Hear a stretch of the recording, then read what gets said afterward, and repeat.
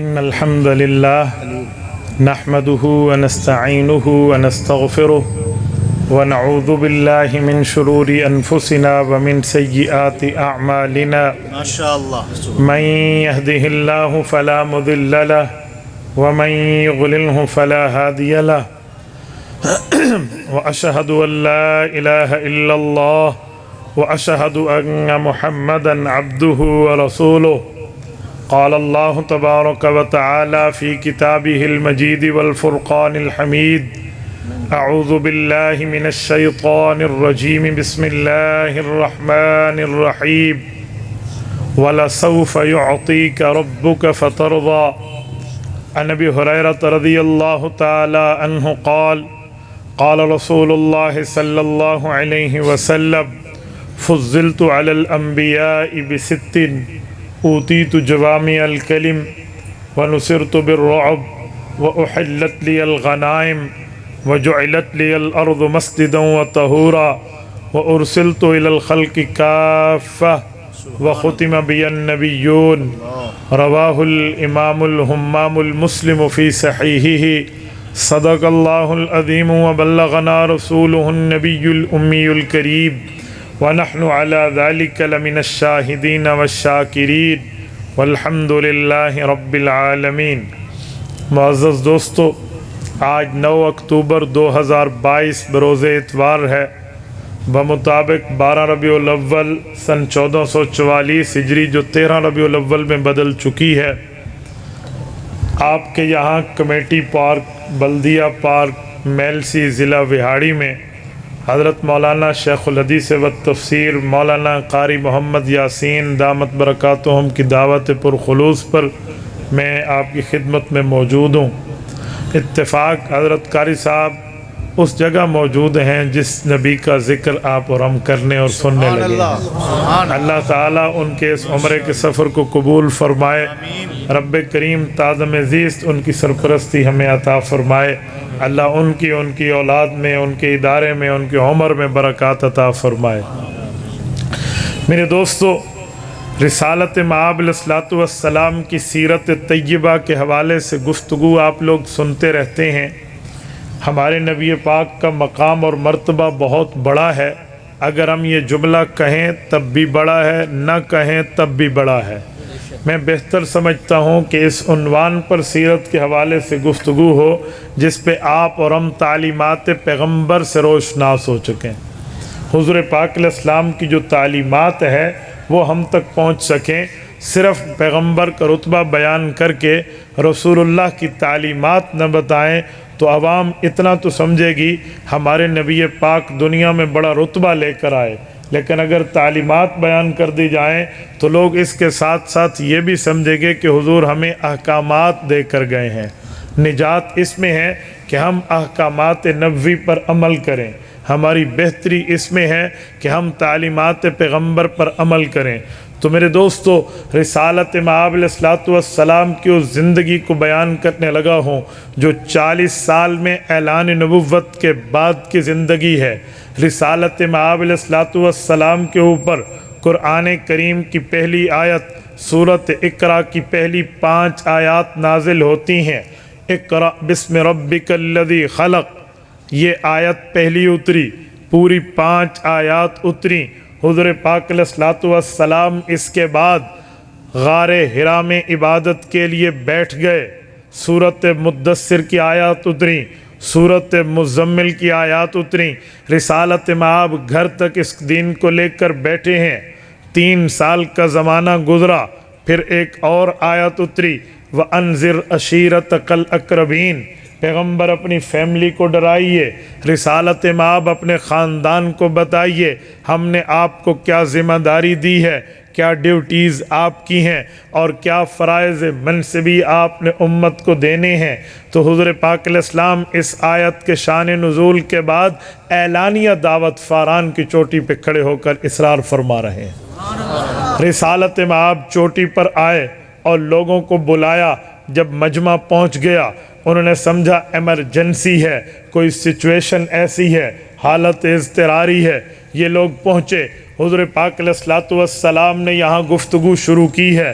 پہلے پیغمبر نے اپنی بات نہیں رکھی، پہلے پیغمبر نے اپنی ذات رکھی ہے، جب اپنی ذات کو منوا لیا پھر اپنی بات رکھی ہے، کیونکہ عالم اور مولوی اور پیغمبر کی بات میں فرق ہے۔ مولوی کی ذات نہیں دیکھی جاتی، مولوی کی بات دیکھی جاتی ہے۔ جہاں مسئلہ نبوت کا ہے وہاں پہلے ذات دیکھی جاتی ہے، پھر پیغمبر کی بات دیکھی جاتی ہے، کیونکہ پیغمبر کی ذات ہر عیب سے بری ہے، نبی کی ذات ہر نقصان سے پاک ہے، اللہ اسے نبی بناتے ہیں۔ تو حضور پاک علیہ السلام نے سب سے پہلے اپنی ذات کو سامنے رکھا اور لوگوں سے پوچھا، اے لوگوں مجھے بتاؤ آپ لوگوں میں نے زندگی گزاری ہے، حل وجدتمونی صادقا ام کاذبا لقد لبثت فیکم عمرا، میں نے عمر کا بڑا حصہ تم میں گزارا، تم نے میرے لیل و نہار دیکھے، شب و روز دیکھے، دن رات دیکھے، زندگی کے اتار چڑھاؤ کو دیکھا، سردی گرمی کو دیکھا، بہار خزاں کو دیکھا، میرا بچپنا لڑکپنا جوانی دیکھی۔ مجھے بتاؤ میری اس 40 سال کی زندگی میں تم لوگوں نے مجھے کیسا پایا ہے؟ جیسا مجھے پایا مجھے بتا دیں۔ اب قوم یک زبانوں کے ایک جواب دیتی ہے، جربناک غیر مرہ ما وجدنا فیک الا صدقا، محبوبم ہم نے آپ کو ایک نہیں کئی بار آزمایا ہے، ہمیشہ آپ کو سچا پایا۔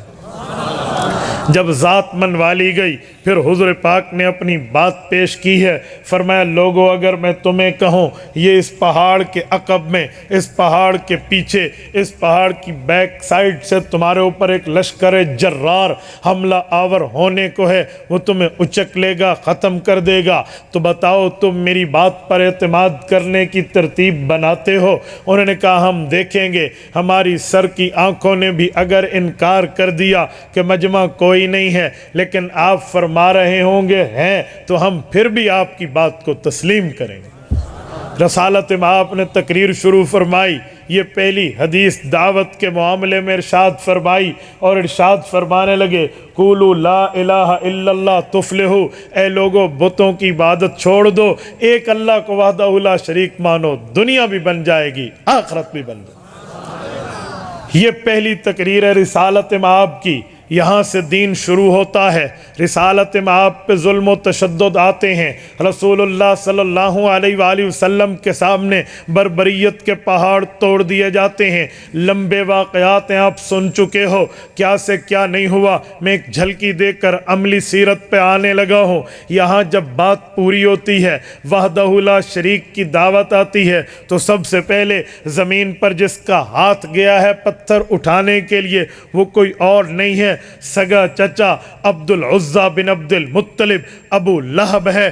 یہ پتھر اٹھا کے دے مارتا ہے، گستاخی کے جملے کہتے ہوئے یہ کہہ ڈالتا ہے، تب لک یا محمد الہذا جماعتنا، حضور پاک علیہ السلام کی گستاخی کی ہے اور ادھر آنے کا انکار کرتے ہوئے کہا اس بات پہ تو نے ہمیں بلایا، تیرے ہاتھوں کو تکلیف ہو۔ رب کریم نے اس کے جواب میں آیت اتاری، تبت یدا ابی لہب و تب، اوے حضور پاک کے ہاتھ کو کیا تکلیف ہوگی، ابو لہب تیرے دونوں ہاتھ نکمے ہو گئے، ما اغنا عنہ مالہ وما کسب، جو تو نے کمایا، جو تو نے اپنے پاس جمع کر کے رکھا، یہ کوئی تمہیں فائدہ نہیں دے گا، اے ابو لہب بھول جا۔ پھر رب نے ایک جملہ مزید فرمایا، وامرأتہ حمالۃ الحطب، تو اکیلا دوزخی نہیں ہوگا، تو ود فیملی جہنمی بنے گا، تو کیا سمجھتا ہے تو پیغمبر پہ بات کر کے بخشا جائے گا؟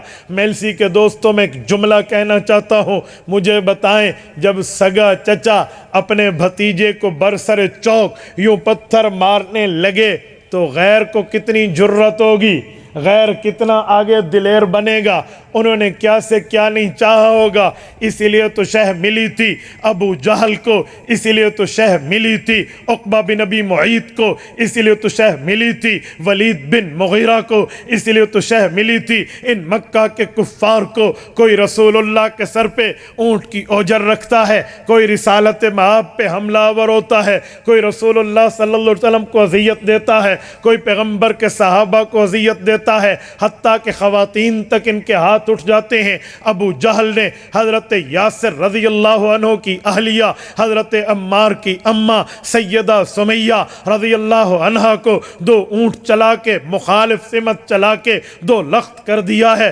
زنیرہ کی آنکھیں نکلی ہیں، خباب ابن عرط کو شولوں پہ لٹا دیا گیا ہے، بلال ابن رباح کی گلے میں ان لوگوں نے رسے ڈال کے کھینچنا شروع کر دیا ہے۔ یہ تمام معاملات سامنے ہیں، لیکن پیغمبر کے صحابہ رضی اللہ عنہم اس دین کی دعوت سے نہیں ہٹے۔ انہوں نے جو مرضی آئے ظلم و تشدد دہرانے کی باتیں کی ہیں، پھر گھر میں بیٹھے ہیں، کبھی سوچا ہے انہیں قتل کر دیں، کبھی سوچا ہے جلا وطن کر دیں، کبھی سوچا ہے انہیں قید کر دیں۔ قرآن کریم بتاتا ہے وَإِذْ يَمْكُرُ بِكَ الَّذِينَ كَفَرُوا لِيُثْبِتُوكَ أَوْ يَقْتُلُوكَ أَوْ يُخْرِجُوكَ۔ اس طرح کی ان کی سازشیں ہیں، لیکن سازش کامیاب نہیں ہے۔ رسالت مآب توحید کا علم لے کر بڑھتے ہی بڑھتے چلے جا رہے ہیں۔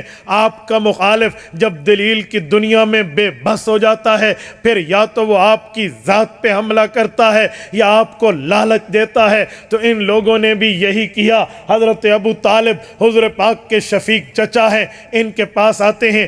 امام ابن حشام نے السیرہ لابن حشام میں لکھا ہے، آ کر کہتے ہیں ہماری ڈیل کرا دو، مذاکرات کرا دو اپنے بھتیجے کے ساتھ۔ بھئی آپ کی ڈیل کیا ہے، مذاکرات کیا ہے؟ یار کچھ لو کچھ دو کی بات ہوگی۔ کچھ لو کچھ دو کا مطلب کیا ہے؟ کہتے ہیں یار ہم تو 3 باتیں لے کر آئے ہیں۔ خوبصورت لڑکی چاہیے، جمیلہ حسینہ مہجبینہ، ان کے قدموں میں ڈھیر کر دیں گے۔ اگر دولت چاہیے قدموں میں بھر دیں گے۔ بادشاہی چاہیے تاج پوشی کرا دیں گے۔ بتا اپنے بھتیجے سے ہماری کوئی صلح کلا لے۔ حضور پاک کے پاس حضرت ابو طالب آئے ہیں، آ کر مکہ کے کافروں کی بات بتائی ہے۔ حضرت امام ابن حشام لکھتے ہیں رسول پاک نے اپنے چچا کی بات سن کے حضور پاک علیہ السلام نے چچا کو جواب دیا، یا امی لو وضع الشمس علی یمینی والقمر علی یساری الا ان اترک ھذا الامر ما ترکتہ۔ میرے پیارے چچا جان، یہ تو دنیا کی لڑکی کی لالچ ہے، دنیا کی دولت کا لالچ ہے، دنیا کی بادشاہی کا لالچ ہے۔ اگر یہ لوگ آگے بڑھیں اور آگے بڑھ کے کہیں زمینی خزانے تو ہیں ہی تیرے، ہم آسمان سے باتیں کرنے لگے ہیں، ہم آسمان کے سورج پہ جائیں گے، اس کی منت ترلا کریں گے، اس کی معافی مانگیں گے، اس کی منت کر کے اس کو نیچے اتاریں گے اور میرے دائیں ہاتھ پہ رکھ دیں گے، کہیں گے صبح شام کا ذمہ دار تو ہے۔ پھر یہ چاند کے پاس جائیں گے، اس کے پاؤں پکڑیں گے، اس کے گھٹنے پکڑیں گے،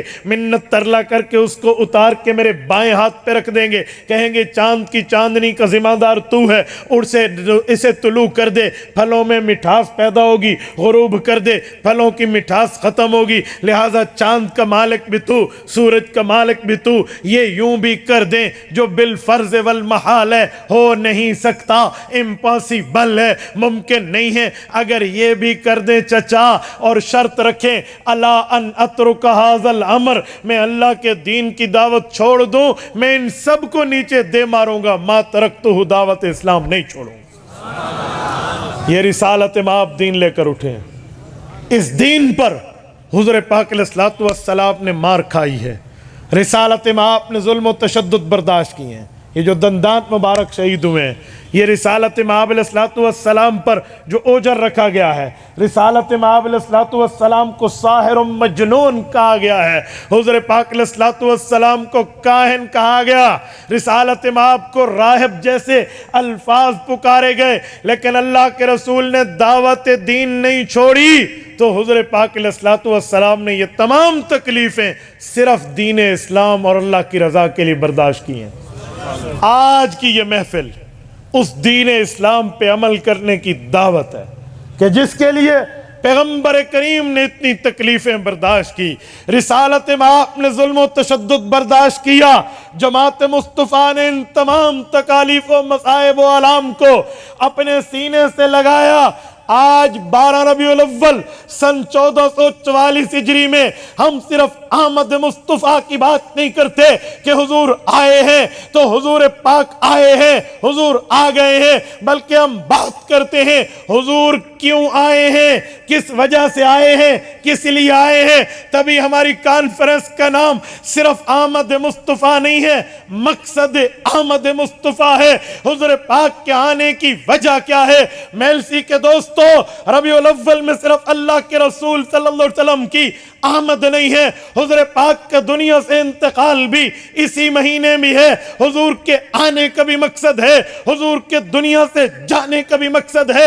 بھائیو، آنے کا مقصد کیا ہے؟ لِتَخْرُجَ النَّاسَ مِنَ الظُّلُمَاتِ إِلَى النُّورِ، پیغمبر کریم نے کفر و شرک کے اندھیروں سے نکال کے امت کو اسلام و ایمان کی روشنی میں لانا ہے، یہ آنے کا مقصد ہے۔ پیغمبر کریم جب دنیا سے گئے ہیں، اب جانے کا مقصد کیا ہے؟ سورۃ مائدہ آیت نمبر 3 رب کریم فرماتے ہیں الیوم اکملت لکم دینکم واتممت علیکم نعمتی ورضیت لکم الاسلام دینا۔ محبوب مصطفیٰ، آج 9 ذو الحجہ کا دن ہے، یوم عرفہ ہے، سن 10 ہجری ہے۔ میں نے آپ پر آپ کے تمام اساویل دین کو، دین کے اصولوں کو مکمل کر دیا ہے، اور پھر فرمایا وَأَكْمَلْتُ، میں آپ نے دین کو مکمل کیا، وَرَضِيتُ لَكُمُ الْإِسْلَامَ دِينًا، تمہارا رب چاہتا ہے تم اسلام کو دین بنا لو۔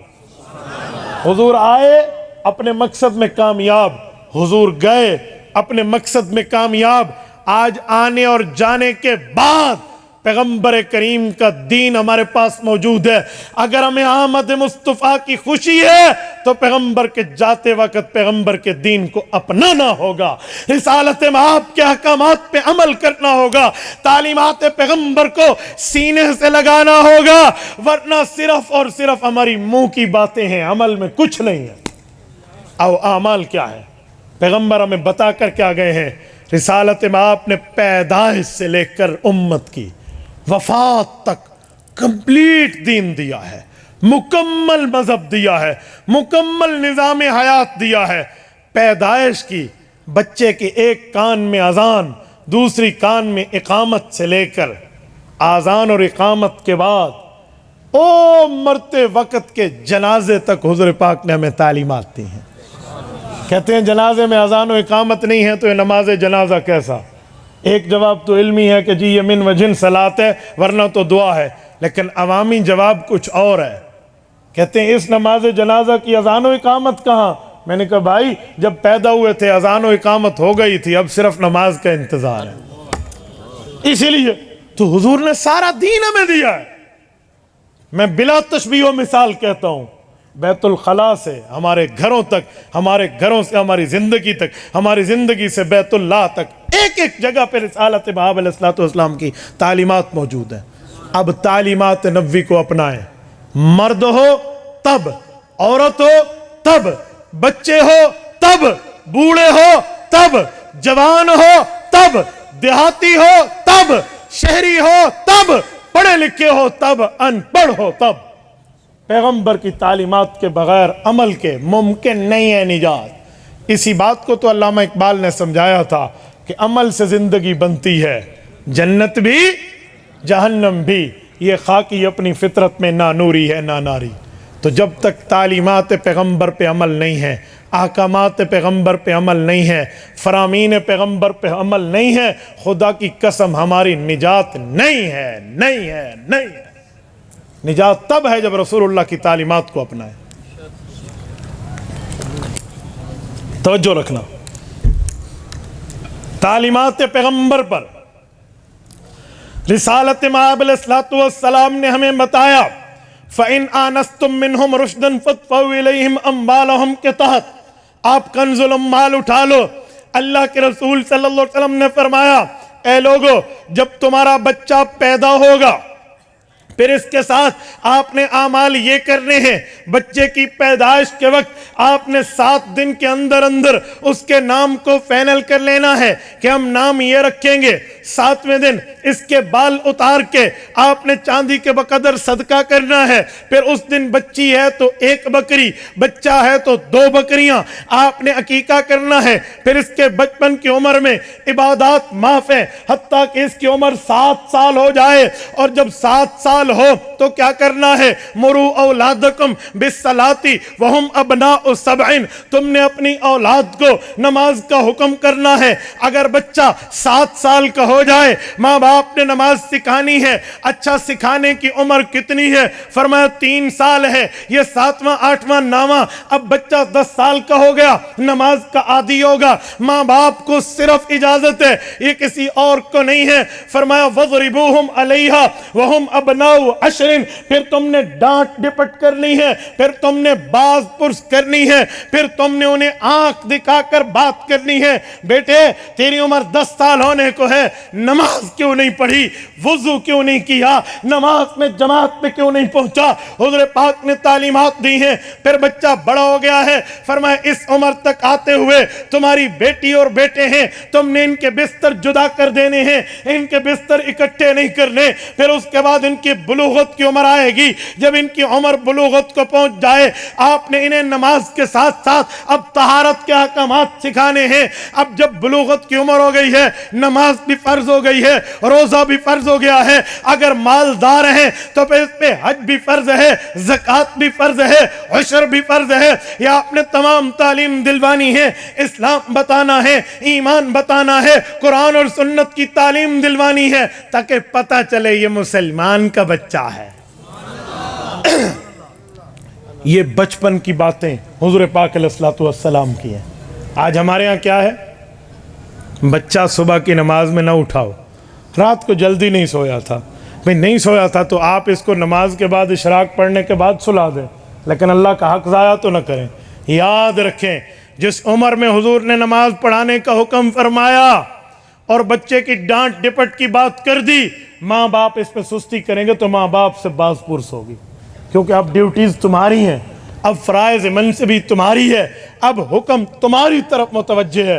हाँ, जब बालिग हो जाएगा फिर उस बच्चे के मामलात उसके अपने साथ हो जाएंगे।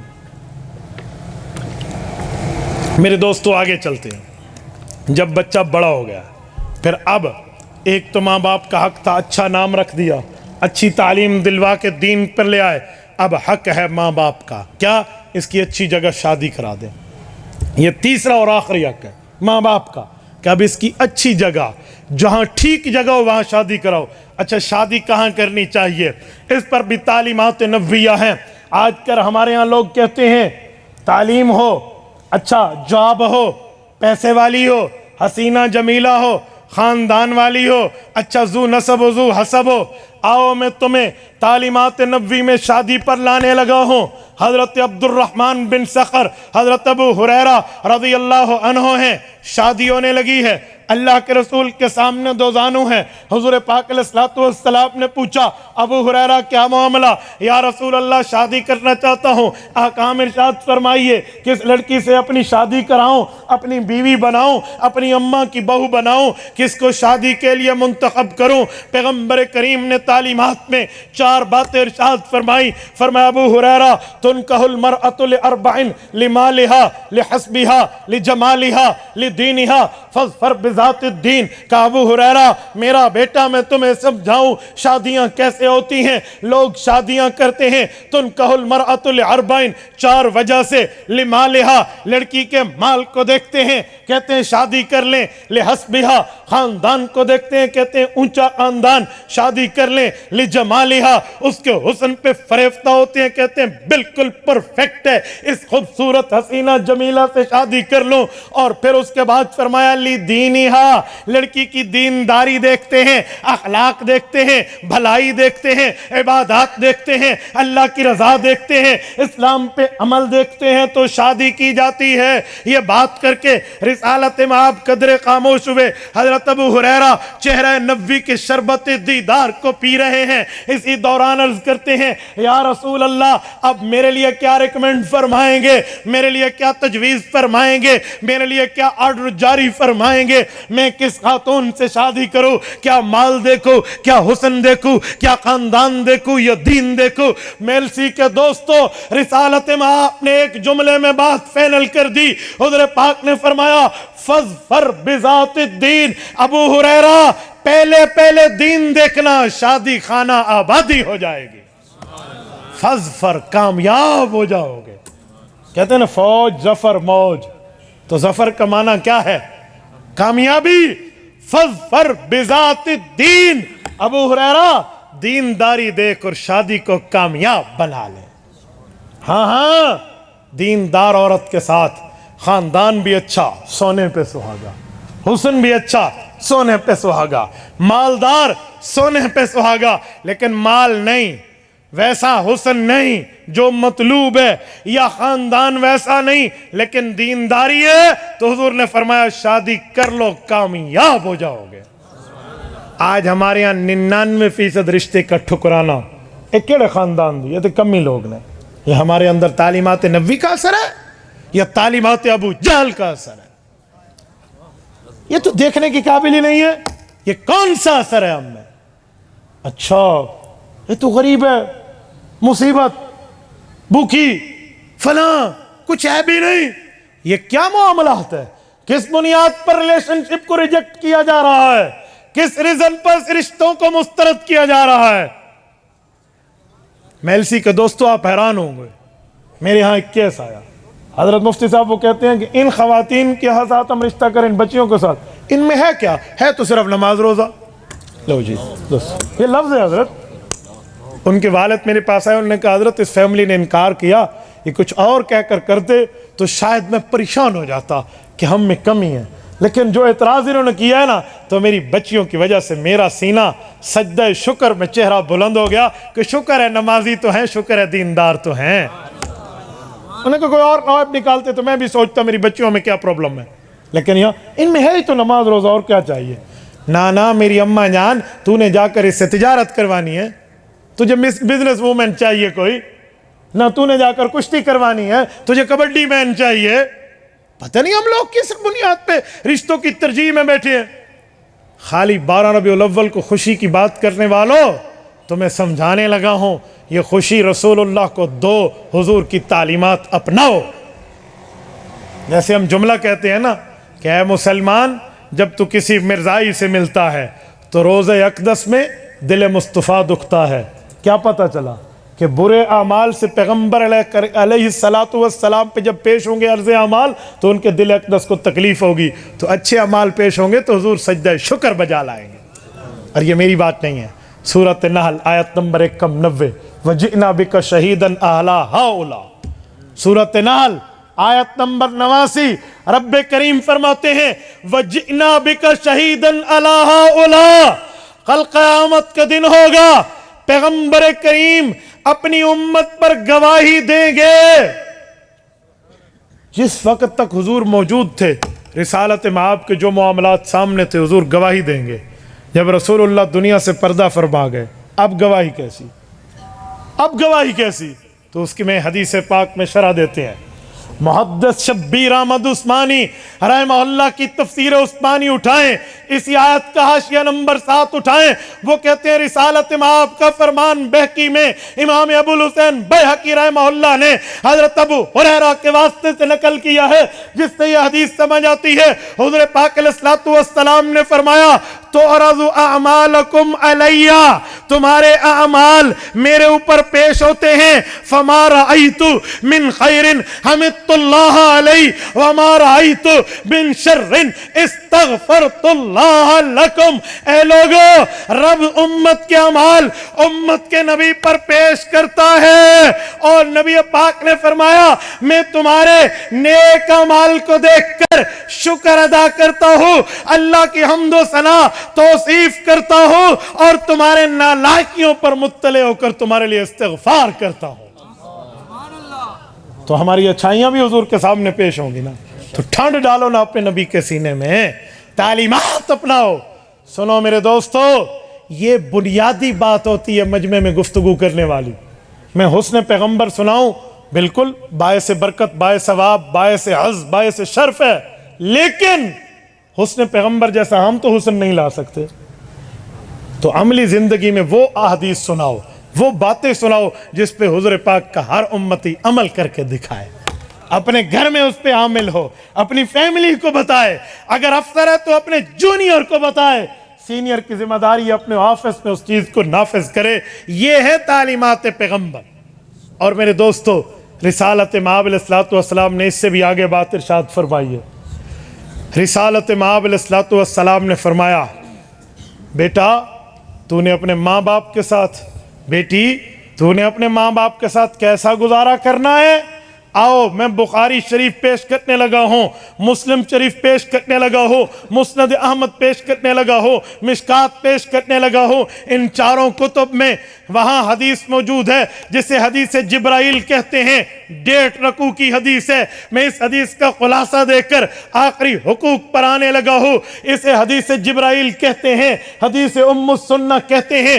حضرت عمر فرماتے ہیں حضور پاک علیہ الصلوۃ والسلام کے پاس بیٹھے تھے، اطلع علینا رجل، ایک شخص آیا شدید بیاض الثیاب، اس بندے کے کپڑے بڑے صاف تھے، ولا یرا علیہ اثر السفر، مسافر بھی نہیں لگتا تھا، ولا یعرفہ منا احد، اس بندے کو ہم جانتے بھی نہیں تھے، سواد و شدید سواد الشعر، اس کے بال بڑے خوبصورت تھے، حتی جلس الی النبی صلی اللہ علیہ وسلم، یہ آیا حضور پاک کے پاس بیٹھ گیا، فاسند رکبتیہ الی رکبتیہ، اپنی گھٹنوں کو حضور پاک کے گھٹنوں مبارک کی طرف لگایا، ووضع کفیہ علی فخذیہ صلی اللہ علیہ وسلم، اپنے ہاتھ کے ہتھیلیوں کو حضور پاک علیہ الصلوۃ والسلام کی گود میں رکھ کر سوالیہ نظروں سے جھکا اور پوچھنے لگا حضور پاک علیہ الصلوۃ والسلام سے، یا محمد اخبرنی عن الاسلام، اے محمد کریم علیہ التحیۃ والتسلیم فرمائیے اسلام کیا ہے؟ حضور پاک علیہ الصلوۃ والسلام نے اسلام کی بات بتائی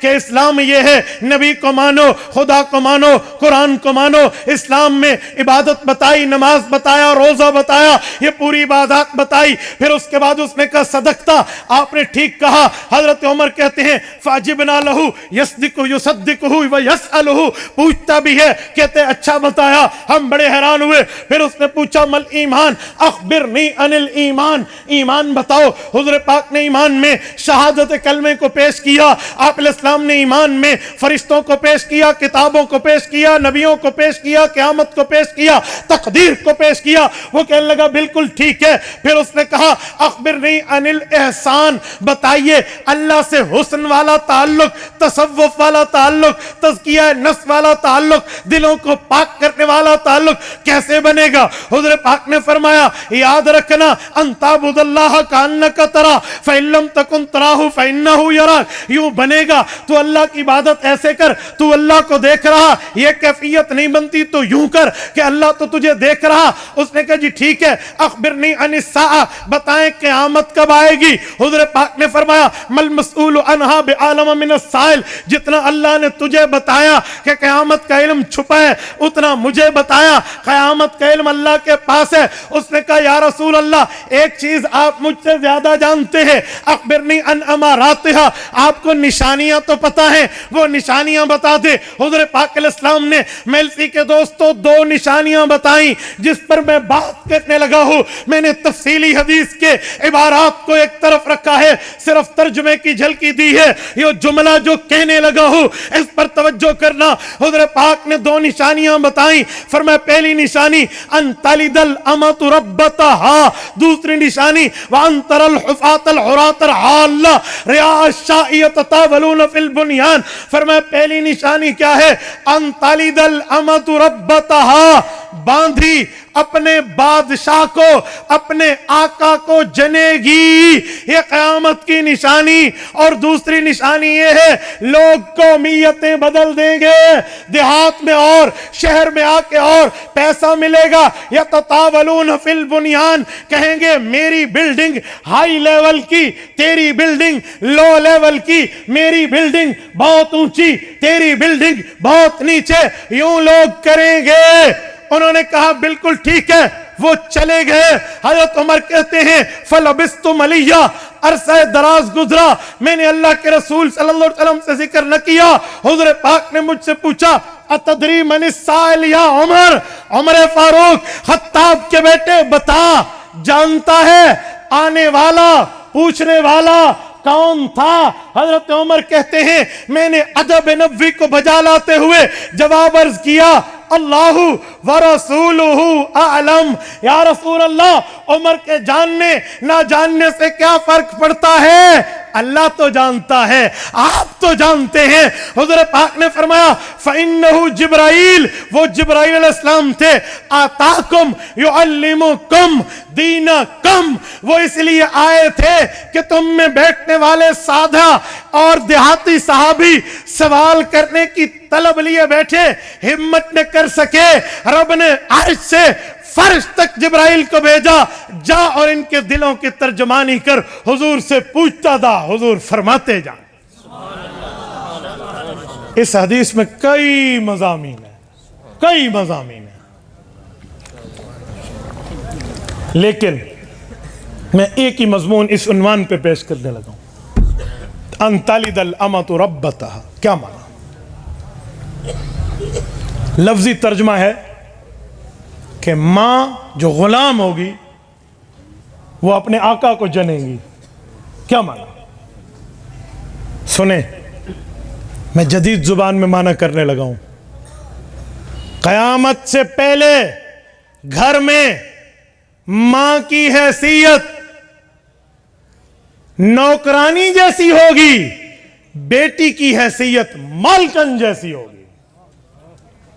قیامت سے پہلے گھر میں بیٹے کی حیثیت مالک جیسی ہوگی، باپ کی حیثیت نوکر جیسی ہوگی۔ ایمان سے بولیے، ہم اس تصویر کو نہیں دیکھ رہے؟ یہ پکچر کریٹ نہیں ہو رہی؟ میرے دوستو بتاؤ، یہ قیامت کی نشانیاں، اور آج ہم صرف خوشی خوشی میں بات کر کے تعلیمات نبوی کو بھلا دیں، ہم جیسا بے وفا امتی پھر اس دھرتی پہ کوئی نہیں۔ یہ تعلیمات سینے سے لگانے کا وقت ہے، آج وہی ہے۔ ماں کو دیکھو، اماں تجھے کیا پتا بیٹی کا، تجھے کیا پتا؟ اللہ اکبر، اس ماں کو کچھ نہیں پتا جس نے 9 ماہ تجھے پیٹ میں اٹھایا۔ اور باپ کے بارے میں بیٹا کہے گا ابا جی آپ ساتھ ہیں، آپ کا زمانہ چلا گیا، اب ہمیں انا للہ و انا الیہ راجعون۔ لعنت ہے ایسے کردار پر جو اپنے والد کے لیے جملہ کہ میں نے ہنسنے کے لیے نہیں، درد دل کے لیے کہا۔ میں تمہارے غیرت کے دروازے پہ ناکنگ کر رہا ہوں، دستک دے رہا ہوں۔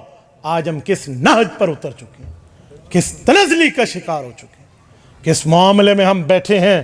میرے دوستو، یہ تعلیمات اپنائیں۔ باپ مالک تھا، مالک ہے، مالک رہے گا۔ ماں گھر کی مالکہ تھی، ہے اور رہے گی۔ ہم ان کی اولاد ہیں، ہمیں کیا پتا۔ تو ان تعلیمات کو اپنائیں۔ ماں باپ کی قدر قرآن سکھا رہا ہے، رسول اللہ کا فرمان سکھا رہا ہے، اور ہم ان تعلیمات سے غافل ہیں۔ آؤ میں ماں باپ کے لیے ایک جملہ عرض کرنے لگا ہوں۔ قرآن کریم سورۃ بنی اسرائیل پارہ نمبر 15، رب کریم فرماتے ہیں وَقَضَىٰ رَبُّكَ أَلَّا تَعْبُدُوا إِلَّا إِيَّاهُ وَبِالْوَالِدَيْنِ إِحْسَانًا۔ سنیں، علماء موجود ہیں، آپ ان سے تصدیق کر لیں، میرا ایک ایک جملہ ریکارڈ پر آ رہا ہے۔ وَقَضَىٰ رَبُّكَ أَلَّا تَعْبُدُوا إِلَّا إِيَّاهُ، توحید کی بات۔ وَبِالْوَالِدَيْنِ إِحْسَانًا، ماں باپ کی بات۔ کیوں؟ ترتیب کلام خداوندی تو یہ ہے، جہاں توحید وہاں رسالت، جہاں خدا وہاں مصطفیٰ۔ یہ تو خدائی اور مصطفیٰ جڑی ہوئی ہے۔ اس جگہ رسالت ماں باپ کی بات نہیں کی، ماں باپ کی بات کی۔ کیا مطلب؟ کیا مطلب؟ وَقَضَىٰ رَبُّكَ أَلَّا تَعْبُدُوا إِلَّا إِيَّاهُ وَبِالْوَالِدَيْنِ إِحْسَانًا۔ توحید کے بعد ماں باپ کی بات۔ دو جواب ہیں۔ ایک جواب تو یہ ہے کہ جیسے رب خالق ہے تو ماں باپ بھی دنیا میں آنے کا سبب بنتے ہیں بندے کے۔ یہ علمی جواب ہے، عوام کے پلے نہیں پڑنا۔ میں عوامی جواب عرض کرنے لگا ہوں کہ لوگو، نبوت کی عزت تمہیں تمہارے ماں باپ نے سکھائی ہے، تم نے ایمان وہاں پہ لایا ہے، تو اللہ تمہیں اپنے ماں باپ کی عزت کی بات بتا رہا۔ ہم کہاں بیٹھے ہیں؟ ہم یوں ماں باپ سے آنکھیں پھیر دیں۔ اور قرآن نے آمرا نہیں کہا، حکمہ نہیں کہا، قال ربک نہیں کہا، وقضا کہا ہے۔ قضا کیا ہے؟ ڈیسیجن، फैसला जिस पर कोई आप उसके खिलाफ जिसे कहते हैं ना हमारी वकालत की जुबान में रिव्यू पिटीशन, आप नजर सानी की अपील में नहीं जा सकते। क्यों? इन्नहु ला युशरिकु फी हुक्मिही अहदा, कुरान का फैसला है, अल्लाह अपने मामले में किसी को शरीक नहीं करता। आप कोई रिव्यू पिटीशन में नहीं जा सकते। वक़ज़ा रब्बुका अल्ला तअबुदू इल्ला इय्या, रब्बे करीम का डिसीजन है, फैसला है रब्बे करीम का। तुमने वहदहू ला शरीक की तौहीद माननी और माँ बाप के साथ उसने सलूक करना है। वबिल वालिदैनि हुकूका नहीं है कि माँ बाप के हक अदा करने हैं, वबिल वालिदैनि एहसाना है, एहसान हुस्न से निकला है। क्या मतलब? अच्छाई करनी है जिसकी खूबसूरती नजर आनी चाहिए। माँ बाप मांगे तो यूं फेंक की चीज दो, ये क्या हुस्न सलूक है, ये क्या खूबसूरती है? आपने खूबसूरती अंदाज में उनसे ताल्लुक रखना है। अच्छा, वबिल वालिदैन एहसाना, कब तक? कब तक? फरमाया इम्मा यबलुगन्ना इंदकल किबर अहदुहुमा औ किलाहुमा, यह ताल्लुक तेरा पैदाइश से लेकर इनके बुढ़ापे तक चलना चाहिए। अच्छा अल्लाह, बुढ़ापे तक कहा? जी हाँ, का दोनों या उनमें से कोई एक बुढ़ापे को पहुंच जाए। फला तकुल्लहुमा उफ, आपने इन्हें उफ नहीं कहना। उफ का ये सराकी वाला तर्जमा नहीं है, उफ क्या हो गया है, ये वो नहीं है।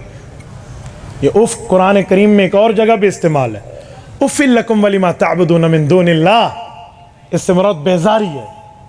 माँ बाप से बेजार नहीं होना। कहीं ये नहीं कहना अब्बा मैं तेरे इस काम का जिम्मेदार नहीं हूँ, अम्मा मैं तेरे इस मामले का रिस्पॉन्सिबिलिटी नहीं हूँ, यूँ नहीं कहना, बल्कि आपने माँ बाप के हुकूक अपने सर पे लेने हैं। फला तकुल्लहुमा उफ, उफ भी नहीं कहना, बेजारी भी नहीं करनी। जी हाँ। अच्छा अगला जुमला, ठीक है, दुनिया के सामने तो आपने बाप को अपने लिए जिम्मेदारी में खुद को तस्लीम करा लिया, लेकिन घर आए अब्बा तेरी वजह से ऐसा हुआ, अम्मा तूने ऐसा किया, का ये जुमला कह सकते हैं? फरमाया जी नहीं। वला तनहरहुमा, झिड़क कर भी बात नहीं करनी, आपने इनके साथ खुरदरी ज़बान में भी बात नहीं करनी। वला तनहरहुमा, अच्छा फिर कहना क्या है? फरमाया वकुल्लहुमा कौलन करीमा, इनसे मीठी नरम प्यारी बात करनी है। कौलन करीमा, करीम करम से है। करम किसे कहते हैं? करम कहते हैं कंसेशन, मेहरबानी। क्या मतलब? मैं मिसाल दे रहा हूं, मौलाना किसी से चीज लेने गए हैं, दुकानदार ने कहा हज़रत ये इतने की है, ये हैरान हुए भाई इतने की तो नहीं है, ये तो महंगी है, आप मुझे बहुत सस्ती दे रहे हैं। उन्होंने कहा हज़रत हक बने या न बने छोड़ें, आप हमारे इमाम मस्जिद हैं, आपके साथ तो नरमी बनती है ना, हक बने न बने मैं आपको मज़ीद रियायत दे रहा हूँ, यानी हक न बने फिर भी करो, इसे रियायत कहते हैं। ओके, इसे करम कहते हैं, इसे मेहरबानी कहते हैं। वकुल्लहुमा कौलन करीमा, ये न देखना मैंने माँ बाप से बात कर रही है, इस बात करने में किसी जगह माँ बाप के हुकूक से कम का जी नहीं, माँ बाप का हक न भी बनता हो तब भी दिल जोई के लिए नरम बात है। वकुल्लहुमा कौलन करीमा वहफिज लहुमा जनाह ज़ुल्ल मिनर रहमा, वहफिज लहुमा जनाह ज़ुल्ल मिनर रहमा। क्या मतलब? यहाँ जो अपने परों को बिछाने की बात आई है, क्या मतलब? वो परिंदा जो उड़ना जानता हो, उसे कोई थोड़ी सी भी ऐसे भिनक पड़े कि मुझे कोई पकड़ना चाहता है, वो उड़ जाएगा। रब ने कहा अब तू जवान हो चुका, अब तेरी कड़ियल जवानी है, अब बचपना लड़कपना खत्म है, अब माँ बाप का तू असबाब की दुनिया में कोई मोहताज नहीं है, पाँव पे खड़ा हो चुका है, खुद कमा सकता है, अपने अच्छे बुरे की तमीज रखता है, लेकिन फिर भी वहफिज लहुमा जनाह ज़ुल, ये अपना उड़ना बाहर रख, माँ बाप के सामने झुक जा। मिनर रहमा, इधर भी मुंह चढ़ा के नहीं, रहमत से। अच्छा अल्लाह फिर क्या? फिर कहा फिर मुझसे अलहदगी में आ, वकुल्लहु, अब मुझसे अलहदगी में आ और मुझे कह रब्बिरहमहुमा कमा रब्बयानी सगीरा, मौला इन पर ऐसी शफकत कर जैसे मैं छोटा था ये मेरे लिए शफकतें किया करते थे। ये तालीमात पैगंबर हैं, یہ آپ کے اور میرے لیے ضروری تھے. ہم کہاں پہنچ گئے؟ میرے دوستو آگے چلیے. ان تعلیمات میں ایک چیز نماز ہے جو اللہ کا حق ہے، جسے آپ نماز، اور نماز کیا؟ رسالت میں آپ نے فرمایا ما بین العبد والکفر الصلاۃ، مسلمان اور کافر میں لائن آف کنٹرول، حد فاصل جو ہے وہ نماز ہے. ہم نماز میں کہاں پہنچے ہوئے ہیں؟ کیا آپ نے حدیث پاک نہیں سنی؟ رسول اللہ صلی اللہ علیہ وسلم نے کیا فرمایا کہ جو بندہ نماز پڑھے گا رب کریم اس کی موت عزت والی عطا فرمائیں گے. وَمَن تَهَاوَنَ عَنِ الصَّلَاةِ، جو آدمی نماز سے سستی برتے گا یہ مرتے وقت ایسا يَمُوتُ عَطْشَانًا لَوْ شُرِبَ سَبْعَةِ أَبْحُرٍ، فرمایا اگر یہ بندہ مرا تو ایسا مرے گا پیاسا کہ 7 سمندر پی جائے تو پیاس نہیں بجھے گی. ہم نماز کے معاملے میں سستی برت رہے، اور آج نماز کے معاملے میں کیا ہے؟ ہمارے بعض عارفین بزرگ نے لکھا ہے، وہ صاحب کشف بزرگ فرماتے ہیں کہ اللہ نے ان پر تسبیح کھول دی. جانور کیا تسبیح کرتے ہیں؟ وہ کہنے لگے وَيَقُولُ الْحِمَارُ الْحَمْدُ لِلَّهِ الَّذِي جَعَلَنِي حِمَارًا. گدھا کہتا ہے رب تیرا شکر تو نے مجھے گدھا بنایا. وَلَمْ يَجْعَلْنِي كَلْبًا، مجھے کتا نہیں بنایا.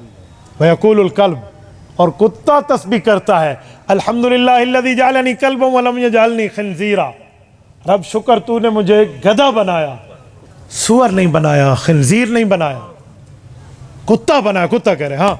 وَيَقُولُ الْخِنْزِيرُ الحمدللہ الذی جعلنی خنزیرا ولم یجعلنی تارک الصلاۃ، رب تیرا شکر تو نے مجھے خنزیر بنایا، بے نمازی نہیں بنایا.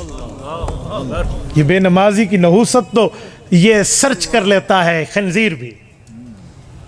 بھائیو آپ کہیں گے کیسے؟ ہمیں تو نحوست نظر نہیں آتی، کرونا کا وائرس بھی ہمیں نظر نہیں آتا تھا، ہم نے ماسک لگا لیے. اوے سائنس کے کہنے پہ تو نے بیماری مان لی، یہاں اللہ والے کے کہنے پہ تو نے تسبیح بھی نہیں مانی. ہم کہاں بیٹھے ہیں؟ آج کہتے ہیں اس بیمار کو دیکھنے سے بیماری لگتی ہے. حضور پاک نے پہلے دن فرما دیا تھا بد نظری نہ کرو تمہاری آنکھوں میں شیطان گھس جائے گا. ہم نے وہاں تو نہیں دیکھا، ہم نے وہاں تو نہیں سوچا. تو میرے دوستو ان معاملات میں ہم پیچھے ہیں. اسی طرح ایک چیز زکوٰۃ ہے، جس کے اوپر زکوٰۃ فرض ہے اور وہ زکوٰۃ نہ دے کیا ہوگا؟ سورۃ نمبر 9 سورۃ توبہ کیا کہتی ہے؟ لیکن پہلے میں زکوٰۃ کو عرض کروں کہ زکوٰۃ کیا ہے. پورا سال کماؤ، سال کا آخری دن آیا، تمہارا سال پورا ہو رہا، اب تمہارے جیب میں 1 لاکھ ہے تو 2500 دے دو، 2 لاکھ ہے تو 5000 دے دو. چاہے درمیانے سال میں تم نے 10 کروڑ کمائے اور لگا لیے، اس کا کوئی حساب اور زکوٰۃ نہیں ہے. سال کے آخری دن کا حساب ہے. کتنی آسان زکوٰۃ ہے. اگر آپ کا سال پورا ہو رہا ہے، درمیان میں آپ نے کروڑوں کا بزنس کیا، اب آپ کے پاس ملکیت میں آپ مالک 1 روپے کے بھی نہیں ہیں، یا ہیں تو اتنے پیسوں کے جس پہ زکوٰۃ نہیں آتی، چاہے کروڑوں کا کاروبار کیا آپ پہ زکوٰۃ نہیں ہے سال کے آخر میں. زکوٰۃ تو بہت ایزی ہے لیکن لوگ نہیں دیتے. تو رب کریم فرماتے ہیں یوم یحما علیہا فی نار جہنم، حما بخار کو کہتے ہیں. فرمایا قیامت میں ان کو گرمی چڑھے گی، آخرت میں جہنم میں تو بخار ہو جائے گا. پھر کیا ہوگا؟ فرشتے کاویہ لائیں گے. کاویہ جانتے ہیں؟ یہ تار کو ٹانکا لگانا ہوتا ہے تو کاویہ گرم کرتے ہیں، پھر جس کی تار لاتے ہیں، پگھال کر ٹانکا لگتا ہے. فرمایا فتقوا بہا، انہیں داغا جائے گا. تقوا اصل میں کاویہ سے ہے، یہ کاویہ عربی زبان کا لفظ ہے. فتقوا بہا جباؤہم وظہورہم، ان لوگوں کو داغا جائے گا، کاویہ سے جلایا جائے گا. جباؤہم ان کے ماتھوں کو، ان کی کمر کو، ان کے پہلوؤں کو، اور کہا جائے گا ھذا ما کنزتم لانفسکم، یہ جو تم نے اللہ کا حق کھایا تھا یہ اس کی سزا ہے. ہم کہاں تعلیمات نبوی میں بیٹھے، ہمیں تو کوئی ٹکے کی فکر ہی نہیں ہے. اور سنیں حضور پاک علیہ الصلوۃ والسلام نے فرمایا، قرآن کریم نے فرمایا رسالت مآب کے لیے، خذ من اموالہم صدقہ تطہرہم، محبوبم زکوٰۃ یہ دیں گے، ان کے مال کو پاک ان کا رب کرے گا. میرے دوستوں میں نے بات چلائی تھی 12 ربیع الاول رسالت مآب علیہ السلام کے مقصد آمد مصطفیٰ پہ.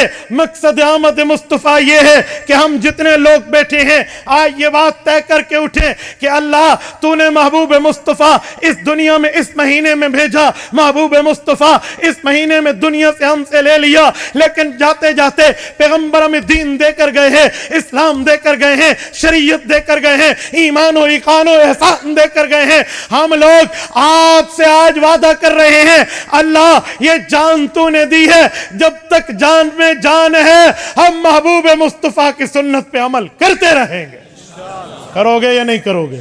جتنے دوست بیٹھے ہیں یہ ہمارے کندھے پر سی سی ٹی فوٹیج لگی ہوئی ہیں اللہ کی طرف سے، یہ گویا سی سی ٹی فوٹیج ہے۔ آج چینل والے کہتے ہیں کہ ہم نے سی سی ٹی فوٹیج حاصل کر لی تو لوگ کتنے پریشان ہو جاتے ہیں۔ ٹھیک ہے، آج ایک چھوٹی سی آڈیو لیکس ہوتی ہیں، سیاستدان پریشان ہو جاتے ہیں، یہ تو ہماری ویڈیو بھی رکھ رہے ہیں، آڈیو بھی رکھ رہے ہیں، قیامت میں یہ ویڈیوز لیک ہو گئی تو کیا کرو گے؟ یوں اسکرین اگر لگی ہوئی ہو اور بندے نے گناہ کیا اور توبہ نہ کیا ہو اور کل چلا دیا جائے قیامت میں کہ اس نے یہ کیا، اور ان دیکھنے والوں میں ماں بھی ہو، بیٹی بھی ہو، بہن بھی ہو، بیوی بھی ہو، کیا منہ دکھائیں گے؟ یہ سی سی ٹی فوٹیج ہے۔ اسی لیے میرے دوستوں میں کہتا ہوں آج اس پارک میں ہاتھ بلند کر کے فرشتوں کے ذریعے بات لکھوا لو، اللہ جب تک زندہ ہے رسول اللہ کی تعلیمات اپنائیں گے۔ جتنے دوست بیٹھے ہیں اللہ جب تک زندہ ہے حضور پاک کی تعلیمات اپنائیں گے، حضور پاک علیہ السلام کے احکامات پہ عمل کریں گے، رسالت مآب علیہ السلام کی فرامین کو اپنی زندگیوں میں زندہ کریں گے۔ اگر یہی بات ہے تو میں آپ سے بات کہہ کر اجازت لوں گا۔ میرے دوستو آج ہمارے فرشتوں نے یہ جملہ لکھ لیا اور 12 ربیع الاول کا پیغام حضور پاک کی تعلیمات پر عمل کا آ گیا تو ہماری زندگی بھی بہتر ہے، ہماری آخرت بھی بہتر ہے۔ اقول قولی ھذا واستغفر اللہ وآخر دعوانا ان الحمد للہ رب العالمین۔